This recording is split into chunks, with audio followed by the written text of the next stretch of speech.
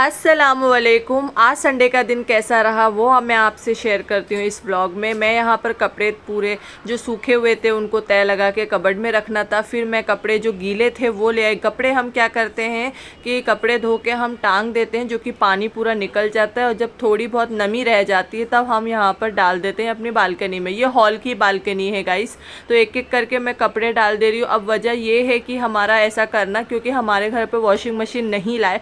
Washing machine खरीदना बड़ी बात नहीं है। द थिंग इज़ दैट कि हम यहाँ पर रेंट के रूम पे रहते हैं, तो मम्मी का कहना है, मतलब मेरी मम्मी का कहना है कि जब तक अभी खुद का घर नहीं होता तब तक हम वॉशिंग मशीन नहीं लेंगे। जो ज़रूरत की चीज़ें हैं वो तो जैसे कि फ़्रिज की बहुत ज़रूरत है तो वो हमने तो ले ली है, बट पहले थी जो मतलब सेमी वाली थी, बट वो नहीं जमती है, वो उतनी मेहनत लग जाती है। जब हम इंशाल्लाह हमारा खुद का घर होगा तब हम वॉशिंग मशीन ज़रूर खरीदेंगे। और यहाँ पर लाइबा पढ़ाई कर रही थी, आइजल खेल रही थी।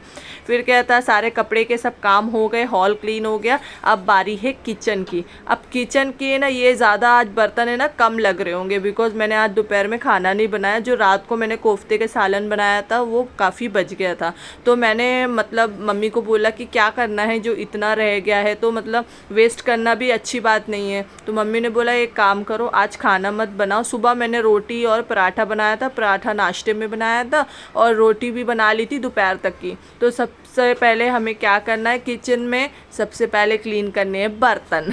ओके, तो बर्तन मैं वन बाय वन कर देती हूँ। सुबह के बर्तन अभी तक नहीं धुले थे बिकॉज थोड़ा आज मेरी तबीयत भी ठीक नहीं है। आई डोंट नो क्या हो गया, थोड़ा सा फीवर जैसा बॉडी पेन लग रहा है। बट कितना भी तबीयत ख़राब हो नहीं हो तो वो तो घर का काम ना हो ऐसा हो नहीं सकता है, वो तो करना ही है, कैसे भी रेस्ट करके करो, कैसे भी करो। और ऑफिस से तो संडे की छुट्टी मिल जाती है, बट घर से तो बिल्कुल छुट्टी नहीं मिलती है।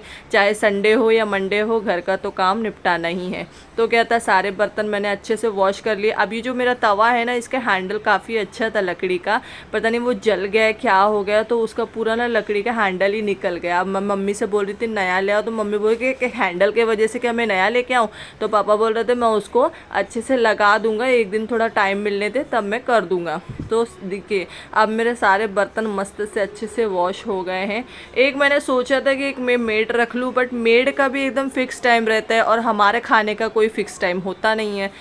तो क्या करें, अब देखिए ना, कभी ऐसा होता है सुबह का तो फिक्स रहेगा तो मम्मी बोलती मैं कर लेती हूँ। अब रात को जब मैं ऑफिस से आती हूँ तो बहुत ढेर सारे बर्तन निकलते हैं। अब टाइम में मैं खाना ही 9 बजे के बाद बनाती हूँ, तो निकलेंगे 11 साढ़े 11 बजे बर्तन, तो कोई मेड तो आएगी नहीं, तो वो भी मुझे ही करना है, तो इसलिए मैं कोई मेड रखती ही नहीं हूँ।